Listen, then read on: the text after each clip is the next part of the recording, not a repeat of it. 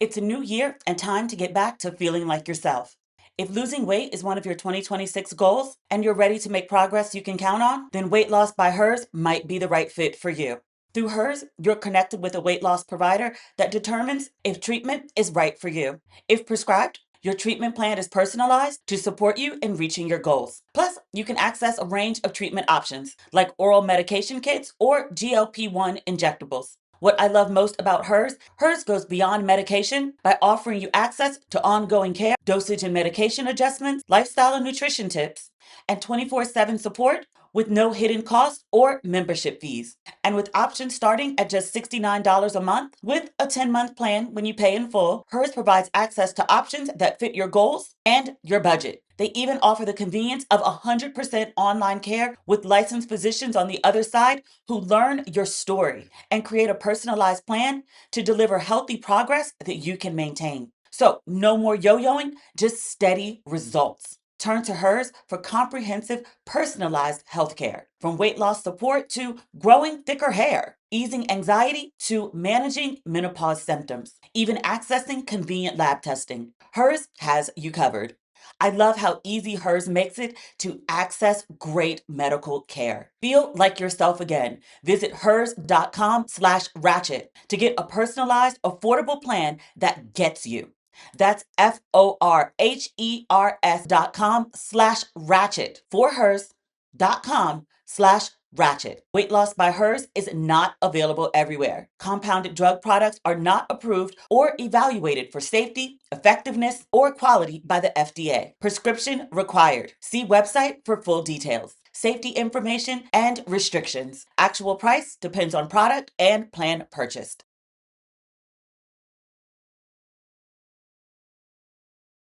Ladies and gentlemen, boys and girls, and those who don't identify as either, you are watching Ratchet and Respectable. This is our second video episode of Ratchet and Respectable. A little housekeeping thing. So if you are listening to this on whatever platform you've been listening to the episode forever and a day, go to YouTube, youtube.com/ratchet and respectable to watch the new episodes. We're going to do video. I said I would do it for 30 days. People pointed out that I said that about the podcast maybe like, I don't know, 6 years ago, and like nearly 600 episodes later.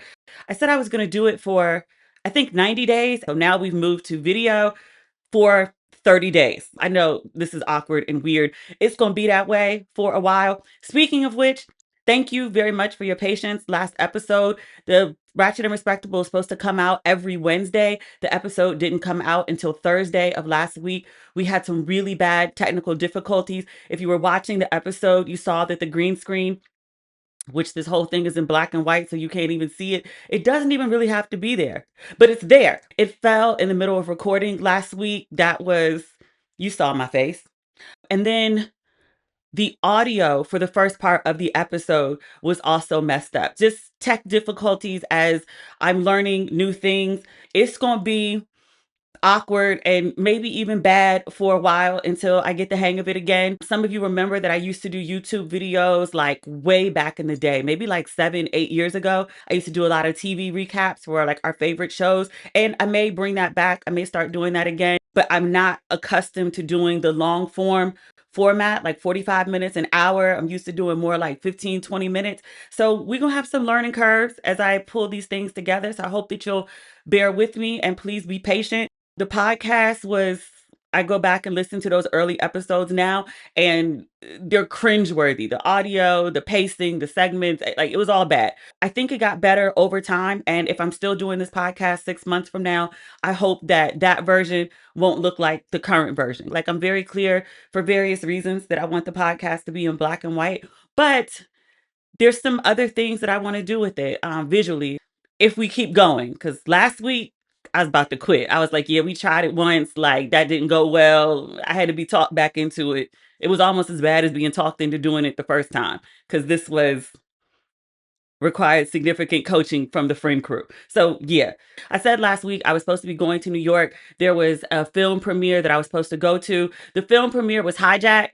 I was supposed to go up on Thursday, but the pod was a mess and it wasn't in, and we were having the tech difficulties. And then when we finally got it fixed, downloading the giant file, it took forever to download, then it took forever to send. Like, the file was corrupt when it got sent. Like, it was just one thing after another and just a hot mess. So I wasn't able to make it to New York. I didn't finish the podcast in time to get in the car and drive straight up to the premiere. So I missed Idris Elba in all his glory and his beautiful do-rag. By the time you listen to it, the new episode of Hijack will already be out. It starts tomorrow, but I'm recording this on Tuesday afternoon, so I haven't seen it yet.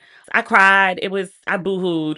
A mix of frustration about trying to do something new and it being a mess and all of that. And then, really wanting to do something and having my heart set on it. I was really honored to be invited to the premiere and then not being able to go and then hoping I didn't burn bridges because I said I was coming and then didn't show up. I sent an email to say I wouldn't be able to make it, but it was also last minute. Like, I just overwhelmed. But it's a new week and a new episode, and hopefully this one goes better than last week. Let's see. We have good Black news this week. Top of the list, Teyana Taylor won Best Supporting Actress at the Golden Globes last night. I am extremely happy for her.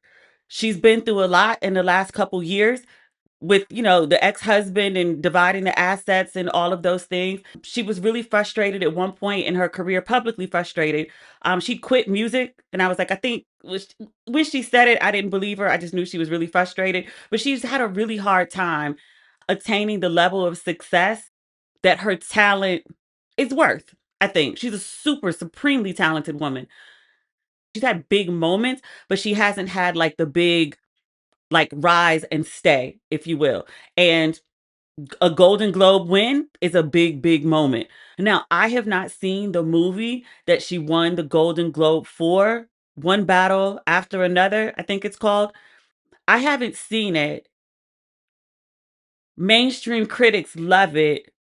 The Black girl critics and thinkers, the smart Black girls that I follow on social media, have panned the film repeatedly, and in particular, Teyana Taylor's role in it. Not that she's not a good actress, but they were like, no Black woman would act like this. No Black woman, Black mother would make the decisions that she makes in this film. Like, WTF, what the fuck is this? I haven't seen it to weigh in on that critique. I will, when I get a chance, go ahead and watch the movie to weigh in. That said, I could give you a general yes or no, or whether I think it's good. I'm hesitant to drag the film. Here's why. Black people, Black women in particular, I said this on a previous episode, I'm still sticking to it, are catching hell right now. I mean, everybody's kind of catching hell, but Black folks done caught hell, Black women in particular, for a really, really long time. And it doesn't sit well with me. And this is just me. I'm not critiquing how other people choose to talk about the film or her win, but it doesn't sit right with me for this Black woman who's been trying so hard to get on in the way that she wants to be, like A-list top tier on, right? And she's officially that. Like, this morning, Vanity Fair put her on the cover. They released the cover, which is fabulous. It's Teyana Taylor dressed like the Statue of Liberty, like holding some fire and with a crown. She's a stunning woman. I don't want to diminish her win by critiquing the role in the film. So even if I don't like the role, no one said it's cooning. I haven't heard anything that makes it seem like she's doing a disservice to Black women. It's just not an accurate depiction of Black women, is what I'm hearing. I don't want to diminish that by dragging the film or dragging the role, because I'm really genuinely happy for her that she won a Golden Globe. I saw someone compare it to Halle Berry's win in Monster Ball, which I think all the critiques of Halle Berry's portrayal of that role are accurate. Like, Black people don't tend to win for the roles, Denzel too, don't tend to win for the roles where they are smart and dignified and purposeful and upstanding and still complicated. Halle Berry is playing, I guess, the widow of a man who gets executed. She becomes like a girlfriend, if you will, for Billy Bob Thornton, and then she's, begging this white man to have sex with her. Like, it wasn't the best imagery of Black women, and still, I'm still happy that Halle Berry has an Oscar. She's like the first Black woman, not even like she was the first Black woman to win Best Actress, an Oscar. So I'm happy that she won to be a Black first. I'm happy that Denzel has an Oscar for Training Day, even though I think he deserved one from Malcolm X. So in that sense, even if I don't like Teyana Taylor's role in the film, it won't change that I'm happy for her for having a Golden Globe. Does that make sense? Sinners also got an award for Golden Globes. Some weird shit like best box office, something like that, box office success. And I was like, it feels like a consolation prize because I wanted it to have like best original screenplay. I wanted Ryan Coogler to have best director. I wanted why can't I remember his name? Michael B. Jordan. I wanted him to have best actor. Like I wanted Sinners to like rack up because I thought that was such an amazing film. And they got, like I said, best box office. And I was like, so it did really great numbers and it made a lot of money, but y'all don't want to give like a real accolade about the acting in the film or the direction or the writing, the important awards, if you will. You just want to acknowledge that it made a lot of money. Like,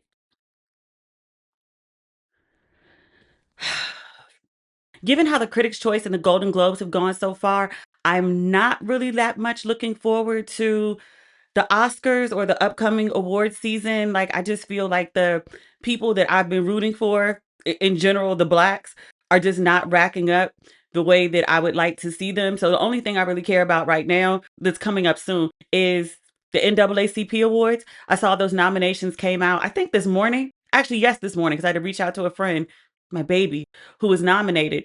Eyes on the Prize 3. Do you remember we had Naima Jordan on when it was coming out last year?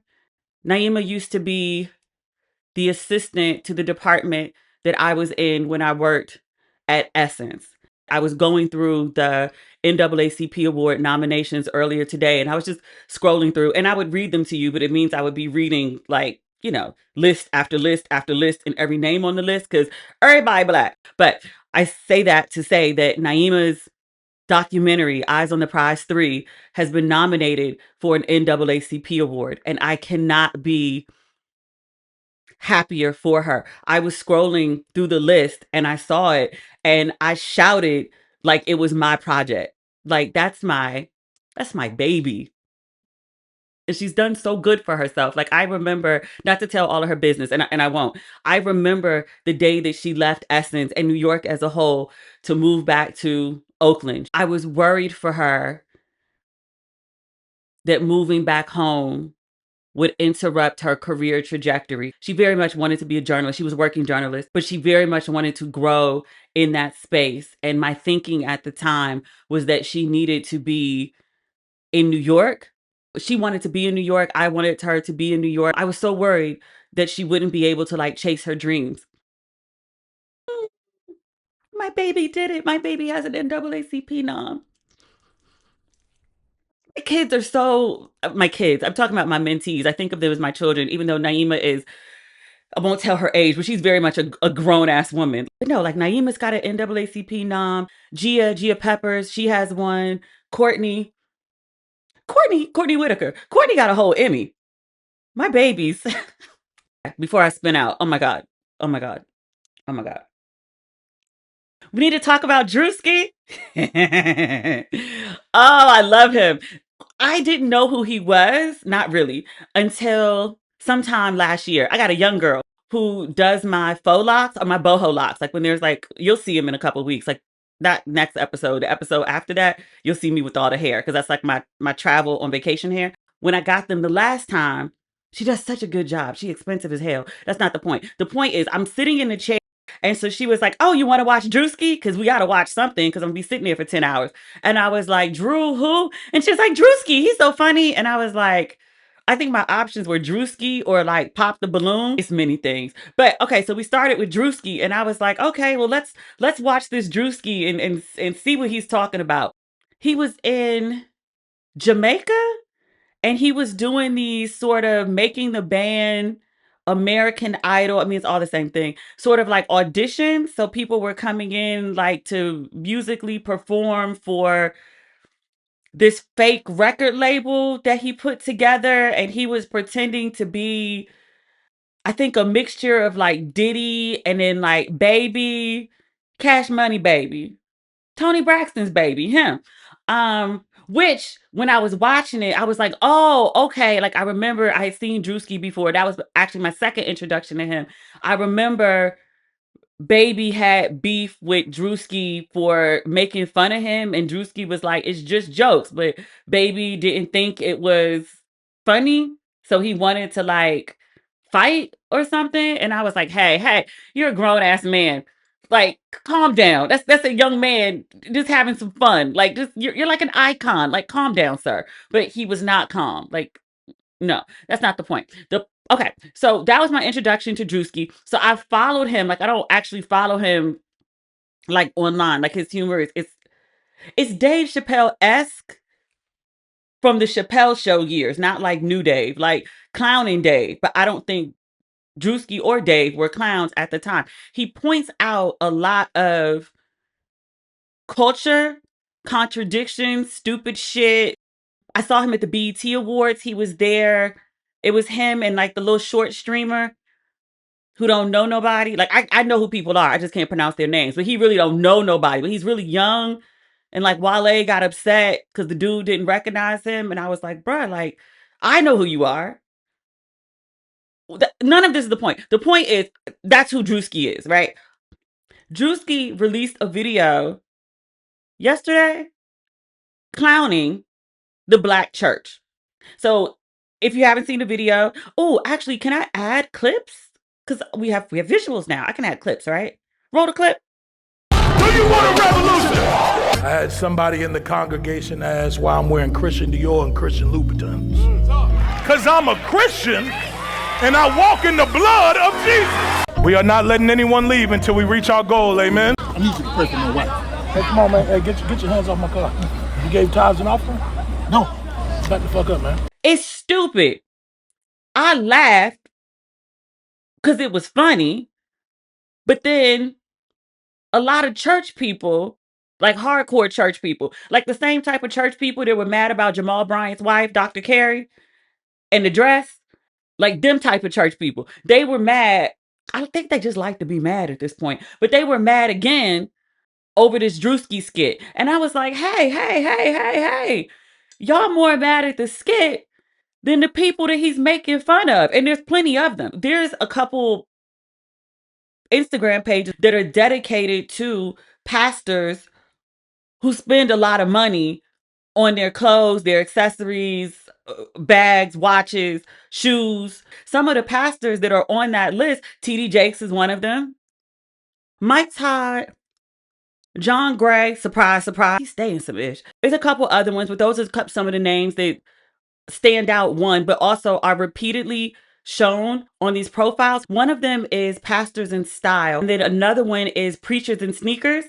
I think with Mike Todd, maybe like a $2,000 denim shirt, Louis Vuitton, and then the matching pants, which are like another like 1900. John Gray, $40,000 watch, $8,500 limited edition Jordans. I think they're off-white Jordans. And just for clarity, it's not just black preachers that are featured. There's some white ones. There's a bunch of Asian ones, especially on the Pastors in Style.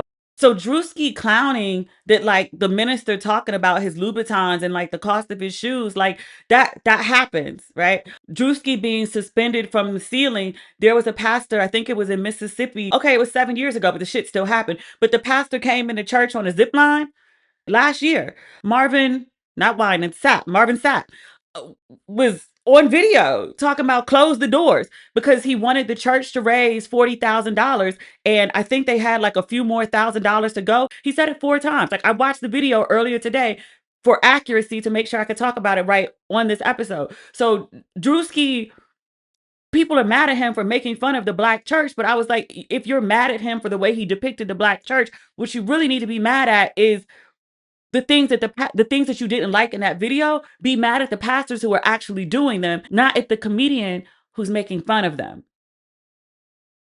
I couldn't relate. It was funny to me because my pastor don't act like that. But if your pastor has tinges of that behavior, it's very notable to me who people get upset with for criticizing the church and who they don't. Now, my friend in my head, I think he feels the same way about me. I feel like him and his wife, like, I feel like they're cousins. Everybody feels this way about Kev on Stage. Kev on Stage has a whole show on BET, Churchy, that clowns the black church. Folks don't be mad at Kev on Stage. I guess because he's more openly Christian, so people feel like it's fair for him to critique. I don't know Druskii's, if he's a believer or not, if he's into church, if he goes to church, if he has a Christian upbringing. I don't know and don't particularly care, but I don't really see that big of a difference between what Kev on Stage does and what Druskii does. I think they're both incredibly witty and funny and insightful. That chick Angel, I know her as the one margarita girl, and then I also saw her on Bel Air. You remember years ago, Juanita Bynum was talking to a group of Latino women, and the sermon was called "No More Enchiladas." Literally the name of the sermon. I forgot that it happened because I haven't heard anything about Juanita Bynum in a month of Sundays. I'm not really into like church world like that, but there was a skit. There was a clip that was circulating online. I think it was part of Churchy, but it was that chick Angel and another comedian. Please forgive me, I don't know her name, but she's hysterical. But they were making fun of Juanita Bynum, no more enchiladas. And that chick Angel, she has Juanita Bynum's suit, she has the hair, and she's stomping around the stage, running back and forth. And the other woman is her interpreter.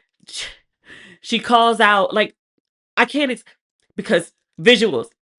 And the devil, el diablo, cannot keep you, no te detendré. Cooking tacos, haciendo tacos and enchiladas. Oh, y'all don't hear me. You see, Maria over there used to be a prostitute. How you gotta tell everybody my business? Say it in Spanish. Prostituta. You said it real quick. She used to sell that gato, that big meow, meow, meow. Why's it gotta be big? Y el diablo Will not keep you no te va a estar making tacos haciendo tacos and enchiladas. That gato. Meow, meow, meow. What the hell is wrong with that lady? I love her. That's not the point. The point is, y'all don't be mad at Churchy. And I'm not saying go be mad at Churchy. I'm not just being like, oh, see if you're mad at this, go be mad at that too. Like, no, it's not that. I'm just saying, like, you pick and choose who you want to be upset about. And I was like, Druskii, he ain't done nothing to Kev on Stage and them don't do like on BET Plus. Shit's funny. I guess I shouldn't curse when I'm talking about church, but I did anyway, and it's fine. Everybody will deal. We're all grown. It's a new year and time to get back to feeling like yourself. If losing weight is one of your 2026 goals and you're ready to make progress you can count on, then Weight Loss by Hers might be the right fit for you. Through Hers, you're connected with a weight loss provider that determines if treatment is right for you. If prescribed, your treatment plan is personalized to support you in reaching your goals. Plus, you can access a range of treatment options like oral medication kits or GLP-1 injectables. What I love most about Hers goes beyond medication by offering you access to ongoing care, dosage and medication adjustments, lifestyle and nutrition tips, and 24/7 support with no hidden costs or membership fees. And with options starting at just $69 a month with a 10-month plan when you pay in full, Hers provides access to options that fit your goals and your budget. They even offer the convenience of 100% online care with licensed physicians on the other side who learn your story and create a personalized plan to deliver healthy progress that you can maintain. So, no more yo-yoing, just steady results. Turn to Hers for comprehensive, personalized healthcare. From weight loss support to growing thicker hair, easing anxiety to managing menopause symptoms, even accessing convenient lab testing. Hers has you covered. I love how easy Hers makes it to access great medical care. Feel like yourself again. Visit hers.com/ratchet to get a personalized, affordable plan that gets you. That's FORHERS.com/ratchet for hers.com/ratchet. Weight Loss by Hers is not available everywhere. Compounded drug products are not approved or evaluated for safety, effectiveness, or quality by the FDA. Prescription required. See website for full details. Safety information and restrictions. Actual price depends on product and plan purchased. Oh, you know what we didn't talk about this week? Christy and Desmond Scott. If you're not familiar, they're social media influencers. Christy has about 9 million followers on Instagram. That's the platform I follow her on. Probably has millions more on TikTok. What is she best known for? Eating a whole cake in the car. She has really unique over the top outfits that she'll wear to the grocery store, to take a walk. One of her skits is she'll get really fabulous shoes and she'll do backflips in her house in the actual luxury store where she bought them from. And her husband, she's like the comedic silly one, and her husband is like the straight laced one. So she does all this like over the top stuff with like a backflip in heels in a store, and the husband will yell her name like Christy, and the voice is even more high pitched than that. They're a very popular online couple, married, I think, since they're 19, been together since 14. They're now in their 30s. They have 2 kids. The kids are under 10. They are getting a divorce. Christy filed for divorce in December, citing irreconcilable differences, adultery. TMZ accessed those documents and shared the divorce information with the world. I guess Friday over the weekend. It's been a really big story because they had a massive following. Her husband has since released a statement, estranged husband. He didn't confirm that he cheated, but he alluded to it. He did mention that in late 2025, and I was like, it's only January now, but in late 2025, he said he had asked for a separation. It doesn't say whether he and Christy agreed to one, but he says that like during that separation time, he basically did some things that he had no business doing. I think that's the infidelity. And so Christy went ahead and filed for divorce. And now here we are after TMZ has dug up their information and published it online. Christy, unsurprisingly, I could have told you this was coming, is being blamed for the breakup of the marriage. In her videos, like she's very over the top. She's the silly one and the husband is the straight laced one. So now people are like, oh, well, she's annoying. You could see how annoyed that her husband was by her. And so that's probably why he was, seeking out another person or people. Or he, at least at the very basics, he asked for a separation. I would just like to remind people, we don't know these people.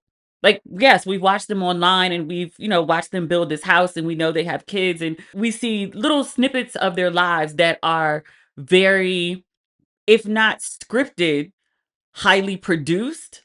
Every time you see Christy and her husband and even her children, no matter where they are, if they're at the house, they're at the grocery store, they're at whatever, there's a camera. And everyone in the skit, the kids, they know there's a camera because they're not stupid, they're children. Please believe that every time that you have seen a skit or a video, don't call it a skit, but a video that has been uploaded to social media of Christy flipping in her heels and she wakes up her husband, or Christy walking in some crazy outfit and she wakes up her husband, she disturbs her husband.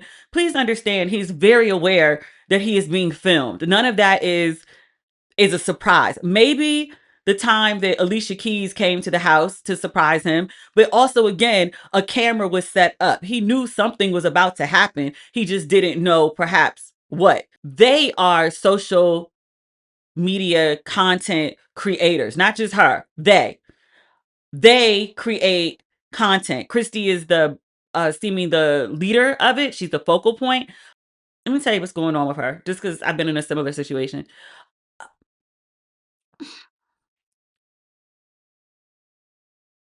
When you file for divorce from someone, it's an acknowledgement that it's over. At the point that you file, you are now in a legal battle with a person who knows you extremely well, who knows all of your vices, your insecurities, your reactions, your secrets, and you're not really sure what to do because now your friend has just become your enemy. They're going to battle you over what they think is their rightful cut of the relationship. There are people who have amicable divorces. Most of them don't end that way, even if you don't see the drama play out online, right? Especially when there's a lot of money involved. They were married when they were 19. There's no prenup. They built a shit ton of money. They just built like this big, gigantic house. They've got these 2 kids. Is he going to go after custody of the kids? How much of this house is he going to try to take? Am I going to be forced to sell this house and then split it with him 50-50? The money in the accounts. I don't know who's in charge of what. I don't know how their finances are set up, but is he going to try to like clean out the account? Is he going to like try to cut me off? Like, you're strategizing to protect as much of yourself as you can. In addition to that, you're now going through the beginnings of a breakup. So you're an emotional wreck. You're worried about how this affects your kids. Every single thing in your life that matters to you, including you, is now in jeopardy. In addition to this, your husband has stepped out with someone else, and you don't know what he said to that person, what messages he sent to that person, photos, and if that person will ever go public with it. Like, are they going to go talk to TMZ? Because some mistresses are like, I play my position. I'm behind the scenes. I don't want to be involved in this shit. Other people are like, hey, look at me. Offset is laying in my bed. You don't know. And you don't know when you'll actually be normal again. Because it could be a quick divorce. It could be something that drags out for, like in my case, almost 2 years. Her world is a mess. And in the midst of this mess, TMZ has gone and found her divorce filing. And then people online, I think we're on day 4 of it at this point, are blaming her for her husband cheating on her and causing her own divorce. People ain't shit. People ain't shit. A divorce is basically throwing a nuke bomb into your life. She'll be all right. Like 50 million women who have gotten divorced before her. She'll be fine. She'll figure it out. It'll take a bop. There'll be some missteps along the way, and that's fine too. She'll be okay. But in the midst of all of this, I hope that she's off social media. Actually, she's not. She's been posting. I hope someone from her team is posting and she's not actually reading this shit, because it's not good for your mental health. I know that from personal experience. My empathy, not sympathy, empathy goes out to her and the kids. Their kids. Him, he'll be all right too. We need to talk about what's going on in Minnesota. Minnesota has not lost its mind. Minnesota is actually maintaining pretty well. Like, all hell has broken out. Last week, as I think I was trying to get this episode up, I think it did happen on Thursday, an ICE agent shot an unarmed white woman as she was attempting to drive away from ICE harassing her. She's an American citizen. She's a mom. But for sure, she has a 6-year-old child. And for sure, she is married to a woman. The video of the murder, because that's what it is. That's what I see when I watch the video. The woman's car is parked in the street. It's kind of blocking traffic. There's another car that goes around. It seems the video that I saw, the one that's widely circulating, I think there are some AI versions that are circulating, but the one that most people agree is like the official version. She's in her car. An ICE agent gets out the car, tells her to move. I guess she doesn't move fast enough. And then he starts grabbing at her door, trying to open it. And the door is locked. She tries to pull away. And you can see, this is widely agreed upon. Not even widely agreed upon. You can see it in the video that she's turning away to the right. You can see the truck moving forward at like not even 5 miles per hour, like it's turtle speed. You can see the wheels turning. You can also see an officer over here that she's intentionally turning to miss as she drives away. The officer steps toward her truck, fires a shot into the windshield, and then as she is driving by, fires 2 more shots through her open window, essentially killing her. The truck accelerates and drives off at a high speed into a parked car. There's a crash. You see a neighbor who's been standing over here on the side of the truck immediately run to help. The guy who shot her kind of like meanders himself over. There's also video of him coming back. He does a wrap it up signal. He tells them to call 911. And then he gets in his car, because there's also video of this, and leaves. And I was like, even if it was a justified shooting, my basic understanding of police protocol is one, someone takes the weapon that you've just used, and you also definitely do not leave the scene of the, even if it's not a crime, of the incident. Like, you stay and someone shows up and there's a report and all of that. But dude, like, packed it up, went home, packed up his shit, and went to some undisclosed location. Very quickly, before the woman's body is even cold, Kristi Noem, who's over ICE, gets on TV and declares this woman a domestic terrorist. She says the officer was struck, he's going to the hospital to check on his injuries, and then he's going to go be with his family, blah, blah, blah. And I was like, the man didn't get hit. He was perfectly fucking fine. You can see him not being hit when he fires the extra 2 shots. You can see him being just fine when he walks to check on the truck, the woman he just killed, and then you can see him walk back.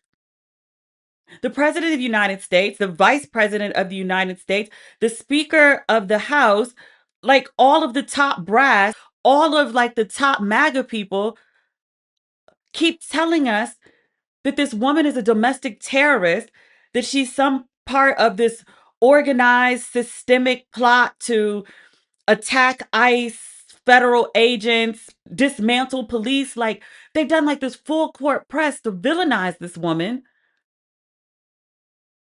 Like, she wasn't just some random mom, at best, talking back to ICE. Watching ICE in her neighborhood. By all accounts, she lived in the neighborhood. Like, people are like, well, why was she there? Because she lives in the neighborhood.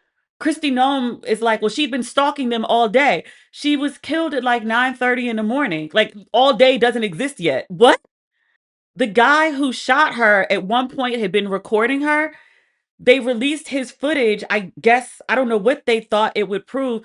The woman's last words were something like, I'm not mad at you, with a smile on her face. Like, she wasn't screaming. She wasn't hysterical. She wasn't even angry. She wasn't even like, the general upset that you think you might feel or you have felt because ICE is in your neighborhood and is stealing your neighbors. That wasn't even present.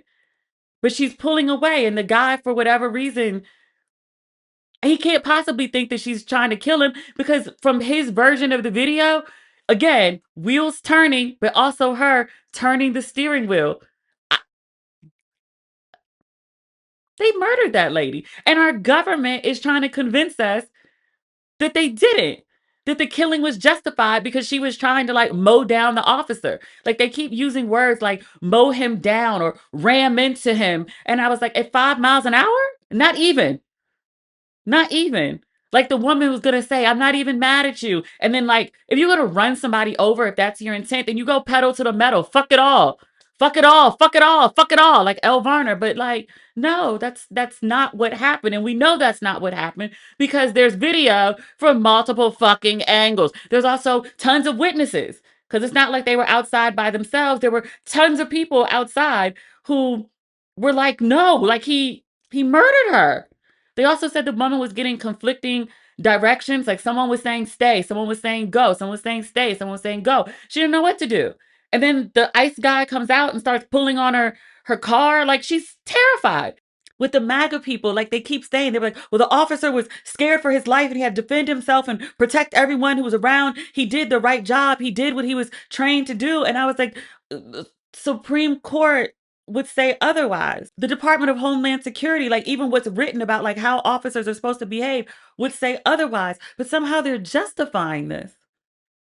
It's crazy. And I said online, I got in a little bit of trouble for it. I got a lot of, actually, Black people understood. A lot of white women were pushing back. And I was like, this is bizarre. Because I was like, they are treating white women, they being MAGA, the government, police, whatever, they've spun the murder of this white woman kind of the same way they do mostly, I shouldn't say mostly, the way we're most commonly seen it happen with Black men.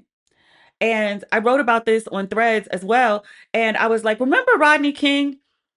And the video, the real grainy video, because I had to go watch it again just to, talk about it. Which I was like, we could barely make that out. Like video was trash in the 90s.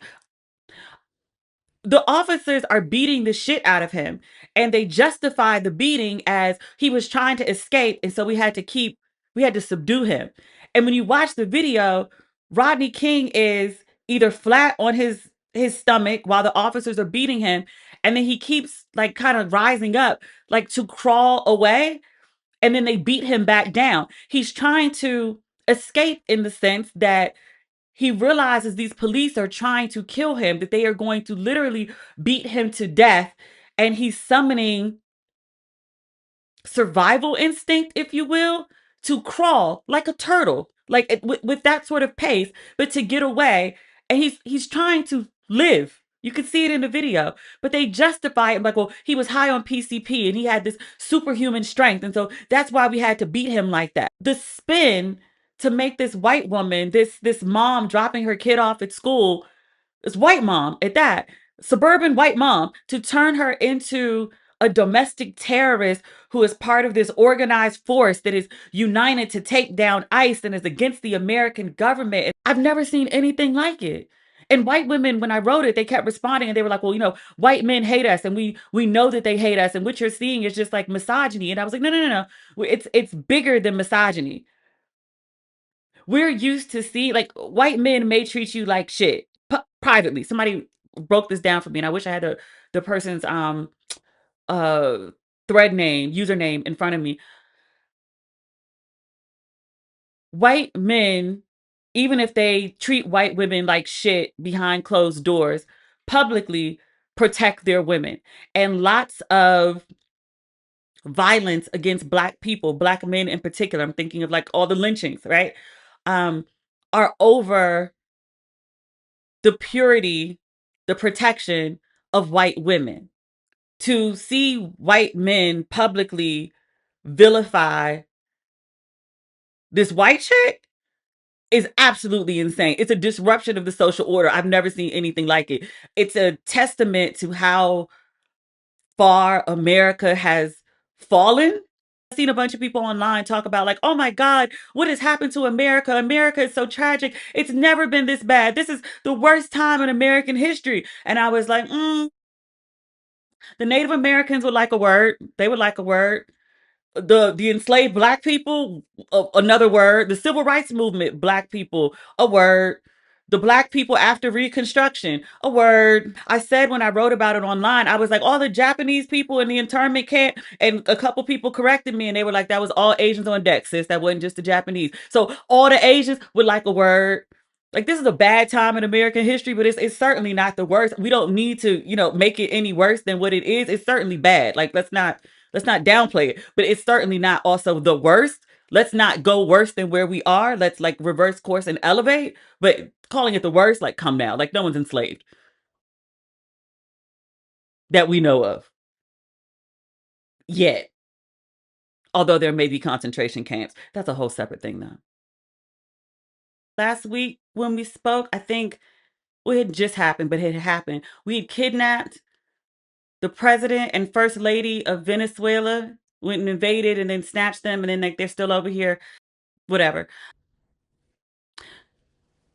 I wasn't sure why Venezuela had been invaded. The obvious answer was oil, but I was like, is it just the oil? Because it didn't make sense. Because we talked last time and I pointed out that like the type of oil that Venezuela has is very hard to develop, and it will take years to set up everything, not just to get the oil, but the infrastructure of Venezuela, because it's been like, for lack of a better word, fucked up for so long. It doesn't have proper infrastructure, but it also doesn't have the proper tools, refineries, whatever, to get the oil and make it proper for use in the US. Since that time, I've learned more about the situation of Venezuela oil. Apparently, they have the type of oil that is good for like diesel, but is not good for, say, like heating a home or driving like a regular automobile, which I was like, I thought we were switching to electric, but okay, whatever.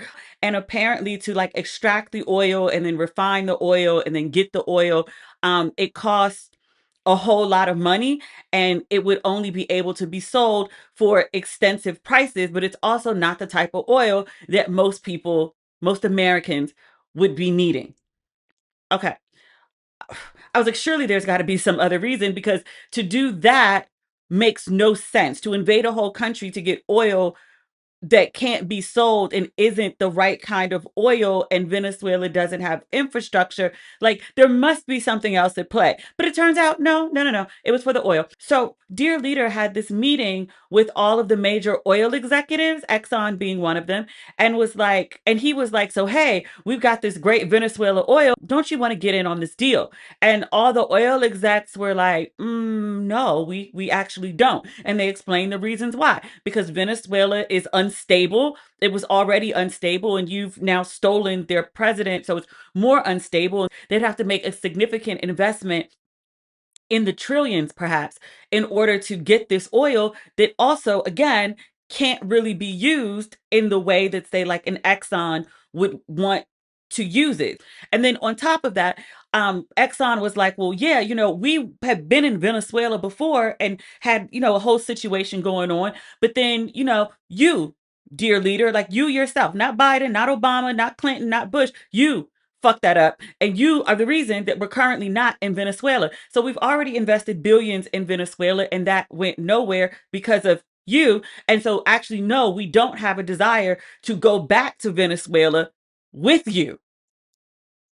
Apparently your boy, because I can't claim him, was going to set up, like, the money that he made from, I guess, getting this oil, and then however they were going to sell it to Exxon or whoever, he wanted to put the money in an offshore slush account that only he would have access to.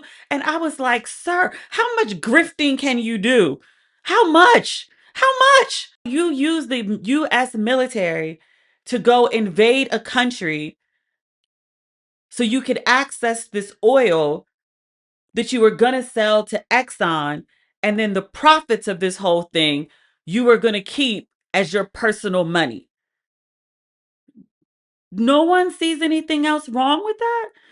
He does something seemingly every day that any other president, but especially Obama, would have been impeached for. Not even just impeached, like would have had to full step down from office. Like, the stuff that he does daily makes Watergate look like a walk in the park.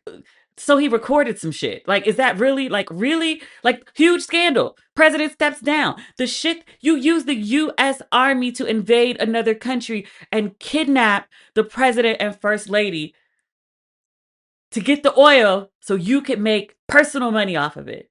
Yeah, it's crazy. Also crazy news.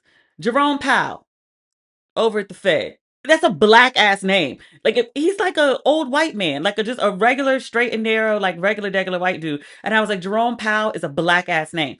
Not the point. Point is, Jerome Powell is under a criminal investigation by, I believe, the Department of Justice, because they love to launch a criminal investigation. Pause. Rewind. I didn't say this. Do you know several prosecutors have stepped down from the DOJ because they want to do a criminal investigation into the wife of Renee Good, the woman who saw her wife be murdered by an ICE officer and then crash into a parked car. She watched her wife die in front of her over nothing. She watched her wife murdered in front of her over nothing. The DOJ wants to investigate her for being like a domestic terrorist and her ties to some organization that is organizing against ICE and the federal government and the police and blah, blah, blah. So several prosecutors have quit because they're like, enough. But okay, also, they're also investigating Jerome Powell. Jerome Powell, the Federal Reserve office building needs repairs. Bunch of stuff was wrong with it. The elevators, it needs updates. There's some asbestos. There's a bunch of issues, right? They're spending $2 billion on this renovation. It is not taxpayer money. The Fed manages a certain amount of money. The money gains interest. $2 billion really ain't that much to them, but it's a $2 billion renovation, which sounds completely insane, but they're just like, like, we need it because, like, the building's falling apart. He testified last year. There were rumors that, like, basically, why are you spending this $2 billion? And we heard you're doing some really excessive shit. Let me read it to you. I'm reading this on Fox Business. Okay. So like the anti people. Couple things. He says that no one wants to do a major renovation of a historic building. The historicness of it is why it's costing so much, because people don't know how to do the stuff they used to, like, just everybody used to do back in the day. So last year he went before the Senate Banking Committee. He testified, and I think the same reason they were like, why is it costing so much? He confirmed, or he told them, he said, there's no new marble. There are no special elevators. There are old elevators that have been there. There are no new water feature. There's no beehives, and there's no roof garden terraces. He says that the cost overruns, it's more than 2 billion, or we're up to 2 billion. I don't know. He says, but it's unexpected construction challenges. Some of which has to do with the nation's inflation rate. The project is expected to finish in fall 2027. So the DOJ is now investigating because they're saying that Jerome Powell lied during his testimony. I'm sorry, 2.5 billion. But they're saying that he lied during his testimony, and I think they're trying to get him out of office sooner than later. Jerome Powell, I think I might have to read you the whole thing because he went off. Is like, yeah, this is a non-fucking factor, essentially. But he was like, Trump is mad that I won't change, what is it called? The interest rate. He wants me to bring the interest rate down. And they're like, the Fed doesn't report to the president. Like, we make our decisions based on a whole bunch of factors that have nothing to do with politics. But our goal is to keep people employed and keep the dollar strong. Like, that's how we make our decisions, not at the whim of what sounds good during an election year. This is what he says in response. He says the Justice Department's move against him is unprecedented. He makes a note that he served through 4 administrations and has never dealt with this bullshit. And he says that this new threat, the criminal investigation, is, quote, not about my testimony last June or about the renovation of the Federal Reserve buildings. He says the threat of criminal charges is a consequence of the Federal Reserve setting interest rates based on our assessment of what will serve the public rather than following the preferences of the president. I want Jerome's full response because he went off. Do I have it? Yep. Statement from Federal Reserve Chair. And this is federalreserve.gov. They actually let this stay up? I would have thought the White House would have had it taken down. He says, on Friday, the Department of Justice served the Federal Reserve with grand jury subpoenas threatening a criminal indictment related to my testimony before the Senate Banking Committee last June. Blah, blah, blah, about the multi-year project renovation. He says, I have deep respect for the rule of law and for accountability in our democracy. No one, certainly not the chair of the Federal Reserve, is above the law. But this unprecedented action should be seen in the broader context of the administration's threats and ongoing pressure. I just read you this part. The new threat is not about the testimony, the renovations. He's mad about the interest rate. He says, I have served at the Federal Reserve under 4 administrations, Republicans and Democrats alike. In every case, I have carried out my duties without political fear or favor, focused solely on our mandate of price stability and maximum employment. Public service sometimes requires standing firm in the face of threats. I will continue to do the job the Senate confirmed me to do with the integrity and commitment to serving the American people. Now, if you recall, Trump has been, we talked about this, he's been on the Federal Reserve's ass. There's a black woman, first black woman, only black woman, to serve. I think she's one of the governors of the Federal Reserve. He was trying to get rid of her for a while. And like she refused, like he was trying to force her to resign. And she was like, no, I'm not going. They were trying to get her out. She's still there, so it didn't work. I think there's a court case about that coming up later this month. So much court, so much legal shit. But Jerome Powell is like, yeah, no. And apparently he's hired this like lion law firm. They don't do settlements. They only go for the jugular. And they're like, what's the word? Chomping at the bit to get at dear leader. Oh, I'm sorry. A whistleblower. I just see this update because, there's breaking news like every 5 minutes. It says a whistleblower in DHS has released the identities of over 4,500 ICE agents.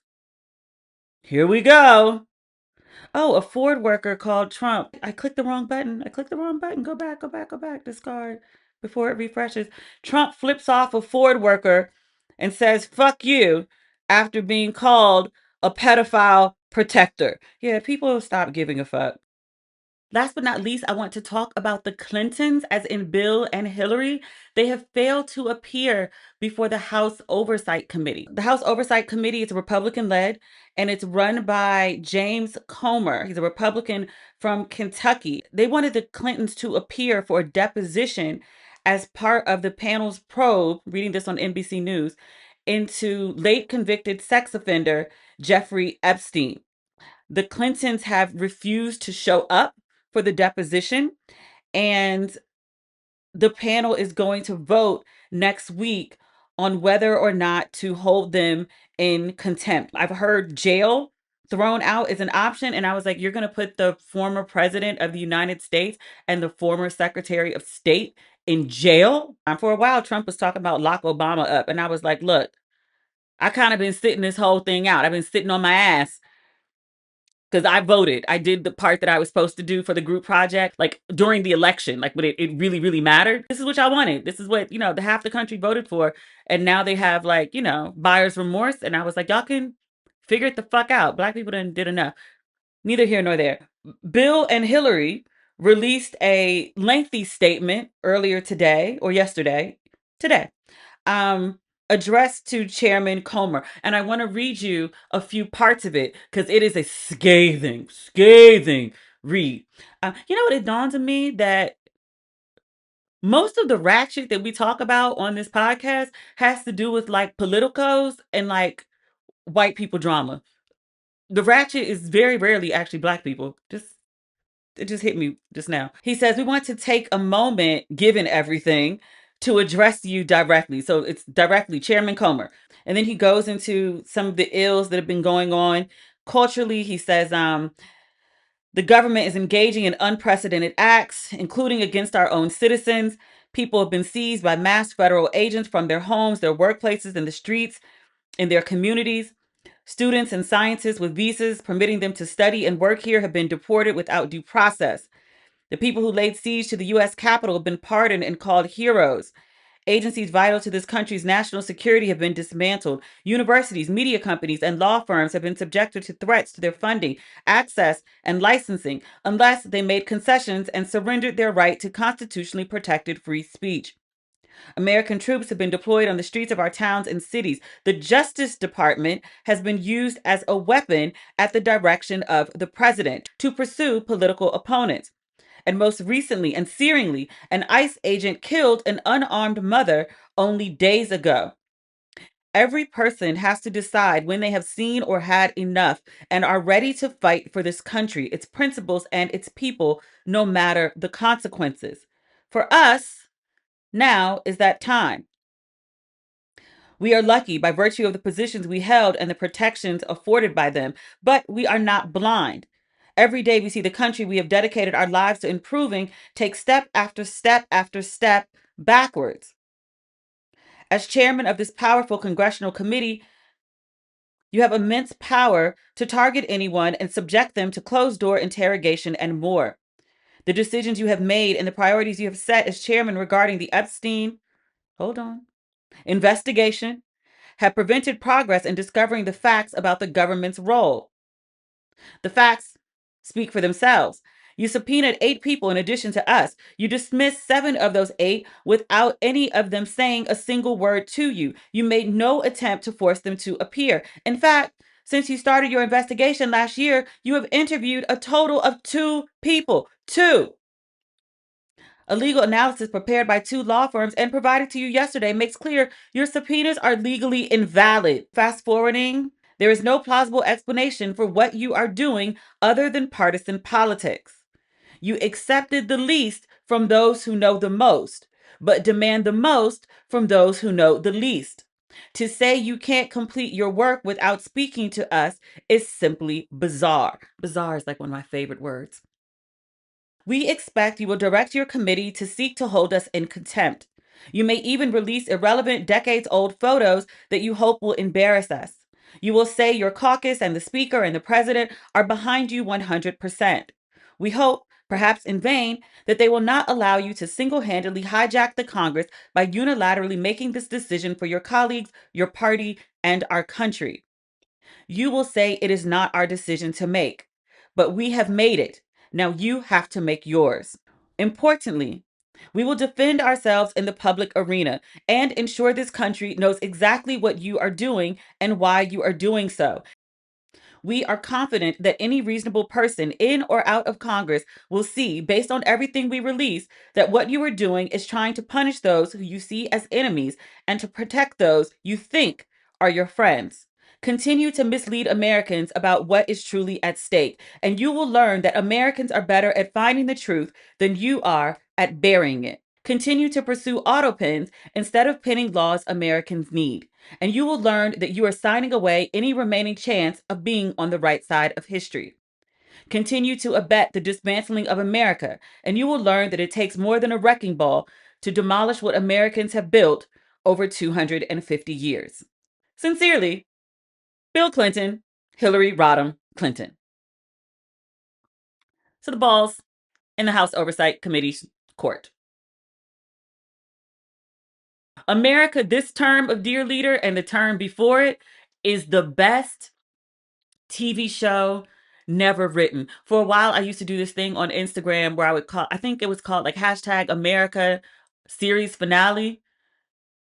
And I would break down the day's political news the way that we create stories in a writer's room into like the A story, the B story, and the C story. The Trump White House operates like a TV show, like they're constantly doing something.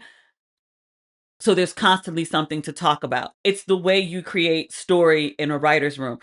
Because it's so easy to break down, I'm absolutely convinced that there are people who sit around a table and be like, okay, today we're going to lead with X, and then there's B, and then there's C, and then like it's all plotted out somewhere on like a calendar of all the things that they're doing. Like none of this stuff is by accident. I don't even think that the murder of this woman, Renee Good, I don't want to call her this woman, I don't even think her murder is by accident. I think there was a mandate to like create some shit in Minnesota as a distraction for the Epstein files, because a deadline has come and gone where we were supposed to get more information, and we don't have it, and no one's asking for it because everyone's focused on like what happened in Venezuela and then the threat to invade Greenland and like what does that mean for NATO, like then we're talking about Minnesota and this and Renee Good and her murder, and then other people who are being picked up by ICE and how long ICE is going to be there, and the Epstein files and Trump's affiliation with Epstein just goes further down on the list. Earlier today, it was 25% tariffs to the countries that are still sending goods to Iran because they're having their own uprising over there, which Dear Leader tweeted earlier today, like in support of the Iran people, telling them to like keep going fucking crazy, like fight your government, like take notes, take names, like do what you got to do, like liberation. And I was like, wait, you want them to fight the system, rage against the machine, while you're currently crushing your own citizens? Mm-hmm. Yeah. Crushing and killing American citizens. That's the episode this week. Thank you for tuning in, for listening, for watching. I got to get this episode edited. Hopefully it's a better process than it was last week. Last week was brutal. We'll be back next week. That's not everything, but it's what we got. Talk soon. Bye.